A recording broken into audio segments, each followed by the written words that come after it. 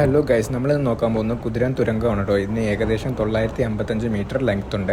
അപ്പോൾ നമുക്ക് അതിനുള്ളിലെ കാഴ്ചകളും കാര്യങ്ങളൊക്കെ നോക്കാം. നിങ്ങൾക്ക് വീഡിയോ ഇഷ്ടപ്പെട്ടാൽ ലൈക്ക് ചെയ്യുക, ഷെയർ ചെയ്യുക, നമ്മുടെ ചാനൽ സബ്സ്ക്രൈബ് ചെയ്യൂ.